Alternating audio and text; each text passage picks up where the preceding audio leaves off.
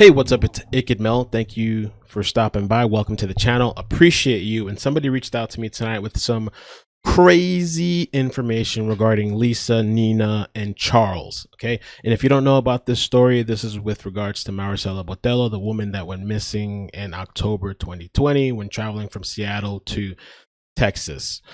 And so before I read this information, I have to give you a little bit of context of what I was doing yesterday. So yesterday I spent a good part of the day talking to people that personally know these people, Lisa, Nina, Charles, people that know people, and then even some very direct, you'd be surprised. And so yesterday, the video that I have upcoming for you guys, okay, I kind of took off today. I took some time to myself. And I wasn't going to do this video tonight, but I was like, yo, I got to put this out because people need to know. And this is going to make a lot of things make sense. And I would say reserve your skepticism if you are skeptical about this information until I put out the other videos. And so the video that I have upcoming is going to be about Nina and the guy that she was married to for 30 years, a very long time. It's kind of an interesting story, a little bit of backstory with regards to Nina. And it ties in a little bit with Lisa and Charles. And I mean, just a quick synopsis of Nina was pretty much homeless on the street. This guy comes along and she needed a job. And it's just this whole long story of somebody that came in and provided everything for her pretty much and got her school and education. And this guy ends up dying in an accident. And he was kind of, he felt like she was cheating. And like a month before he died, he was asking people to look into Lisa. From what I hear, Lisa highly disliked Bill. The guy's name was William Marano, Bill for short. And so that is the video that I have coming soon. I mean, it's going to have pictures and videos, and it's going to be pretty descriptive. And so that was one of the conversations that I had yesterday. The other conversations were with multiple people from Texas, people that told me more about Charles and the job that he had on premise, and Lisa and Lisa's son that I believe worked at the same place, and how Lisa got introduced with Charles and their whole, relationship. And then when you get the piece of Bill Marano and some of their marriage and how she kind of came to be and how maybe she met Lisa, it all kind of ties in a bit. It's kind of crazy. It's kind of wild. And I also got yesterday a text message from somebody in a law firm and another place that used to work with Nina. And one of the things is that Lisa and Nina, they worked at this place, Bogan, Munns and Munns. They might have worked in multiple places. They traveled a lot with each other back and forth. And so one of the things and one of the rumors that were going around supposedly that office is the whole Lisa Ahmed, because Lisa has multiple aliases.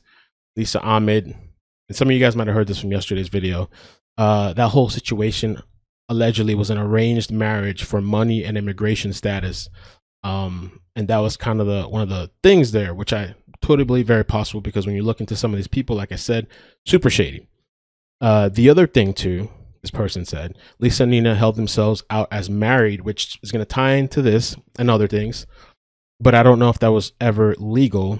My understanding is the three of them were in a throuple, meaning a relationship with three people, all of them together in some type of relationship. So let me just get into this. I mean, the reason I repeated that other message from that law firm is because it comes into play with this, and it comes into play with the multiple conversations of different people that I had yesterday. And so this person messaged me and gave me a very detailed but brief synopsis of the whole situation and relationship. And it all makes sense knowing all the things that I've been hearing and people that I've been talking to. And so this person worked with Lisa. Okay. They worked together at a place, and she shared a lot of information with this person. They knew each other. I'm not going to say, too much, but they knew each other. Phone's dying here. Perfect timing. Nina and Lisa were best friends for a long time. Lisa even knew Nina's deceased husband. This kind of comes into play with everything I've been saying, though I haven't put out that video yet. But this is confirmed through multiple people, and just you'd be very direct. So wait for that video to come out. But this is true. This is facts. Lisa and Nina decided to get married for financial reasons. Lisa and Nina getting married for financial reasons. And again, that ties into the story I haven't put out yet with this guy, Bill, and him going bankrupt, and allegedly Nina stealing his stuff and stealing money and selling the houses and selling the cars and some grimy stuff. And so meanwhile, Lisa and Chuck, Charles Beltran, were in a relationship for about 2 years. Lisa's son, Kyle, worked at a bar in Deep Ellum called Premise. All the conversations yesterday, multiple people that have worked at that place just confirmed the same information. So Lisa's son works at this bar in Deep Ellum, where Marisela went missing, on Premise. Kyle was the bar manager. Chuck worked there as a bouncer. That is where and how Lisa and Chuck met. Kyle hated their relationship. Imagine this, right? You're at a job, you meet this guy, you guys are kind of friends, whatever, and then your mother and your friend or your coworker start hooking up, and the age difference is I don't know how many. What's the 20 something years, whatever it is. I can't think off the top of my head. Eventually, Chuck moved into Lisa's house in Mesquite. Chuck had his own bedroom because he'd record his music in there. You could say he and Lisa had an open relationship because she used to talk all the time about her other guys. Now, from what Lisa would tell me, Nina wouldn't have sex with other men unless Lisa was there to do a threesome with them. But Lisa wouldn't allow Chuck to have sex with Nina. However, she knew he would talk to other females and occasionally bring them home. Lisa and Nina worked together on Nina's firm, which is the whole business, South Florida, New York, all that stuff. Lisa was extremely knowledgeable in personal injury and law aspects. Obviously, so was Nina, being an attorney. So Lisa pretty much ran the firm in Florida from Dallas, Texas, while we worked at this place together. She was always taking calls for the firm her and Nina ran. Here's something I thought was weird. Nina and Lisa were both changing their last names to Chuck's last name, Beltran. So both of these women changing their last names to Beltran, which is confirmed everywhere. I remember one time Lisa was at work and Nina was in town, and Nina texted Lisa that she had had sex with Chuck. Lisa was furious. She said she was going to pay for that and she was going to make Nina her bitch. So she really didn't like that.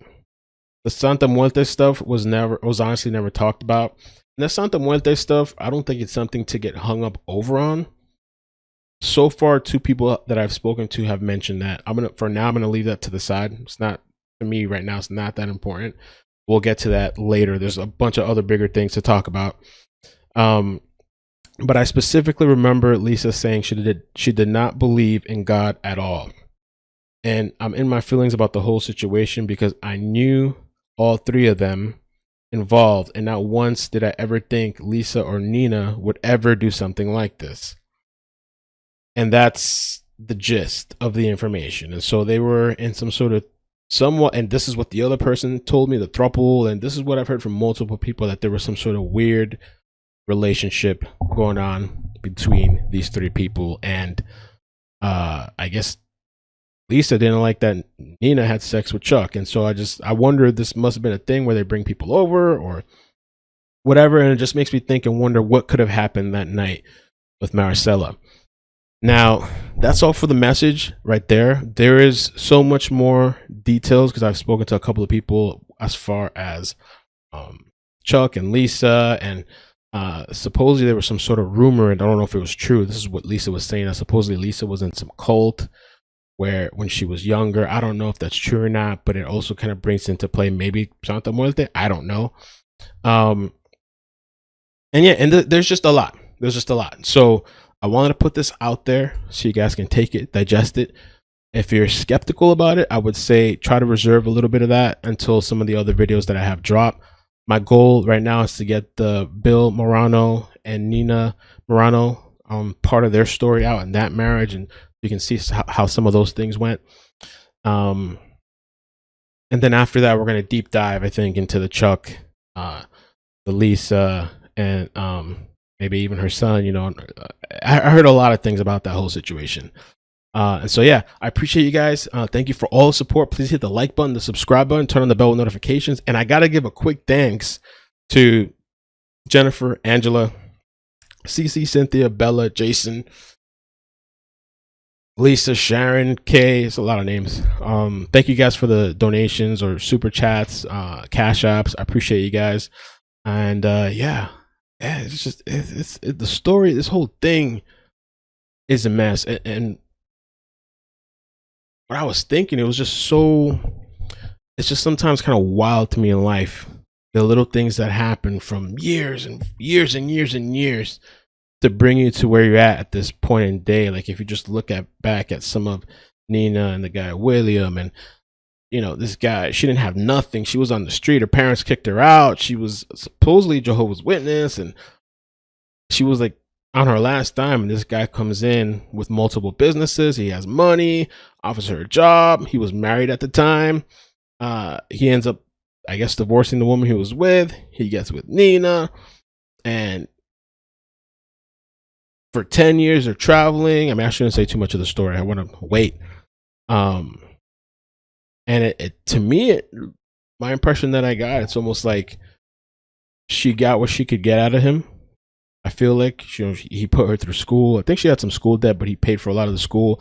He went bankrupt. The guy's never been bankrupt. He was financially stable. Everything was great. And this came along and everything started kind of going south. I mean, wild story, pretty wild story. And it's just kind of interesting too. A couple things I'll throw out there and then we'll call it a video. A couple months after William is deceased, I have to pull up the dates on another time. I pulled it up real quick. William, Nina's husband at the time, he passed away in November 2019. And when you see some of that video, you're going to see some of the actions and some of the things that she did. It's almost like in preparation, and just some of the reaction from some of the people that I heard, it's like she really couldn't care less that he passed. And so he dies in November 2019. And in February, Empire is created. The LLC, you can check the address, which the address in Davenport is a relative of Lisa. And Lisa and Nina started this Empire Law Group. Okay, I think that's kind of interesting. And just a couple other things too. We're going to talk about this later. There was another address that used to be, I believe, Lisa used to live there, or the son used to live there. I think the place is called Wilmer, somewhere a little bit south Texas, close to Mesquite. It's right by where Nina's body was found. And I thought that was pretty interesting. Quick tidbit too. We are going to do, I believe I'm going to do a deep dive into Charles and Lisa with regards to the other conversations that I had. I think this was a great synopsis, the person that messaged me tonight. And it corroborates everything that everybody else said. I mean, some of the things too that I heard was like, I mean, Lisa was paying for everything. She was paying for Chuck's cell phone, obviously the place where he lived, for the car. She was supposedly funding his rap album or whatever. And the other things too that I heard was that Lisa, she went through some body modification surgery because she wanted to try to look good for Chuck, even though it seems like, I guess they were in some sort of open relationship. But even in those things, people get jealous. And I've heard of weird, quirky things about these types of relationships and weird rules that they have. And it seems like Charles having sex with Nina really pissed off Lisa. I don't know if they overcame that. I don't know the time frame of that, the timestamp of that. But it just gives you a little bit of insight into the dynamics of that relationship. And so, oh, and thank you to Flossie too for helping me out with information and the Facebook groups and putting me in contact with some people. And thank you for the people that reached out to me. Thank you for the people that spent their time on the phone with me. I was a little stressed yesterday. I think I took on too much, and I'm still trying to shift through all the information. But really, thank you guys. I appreciate it. Take care of yourself. Have a good night, and peace.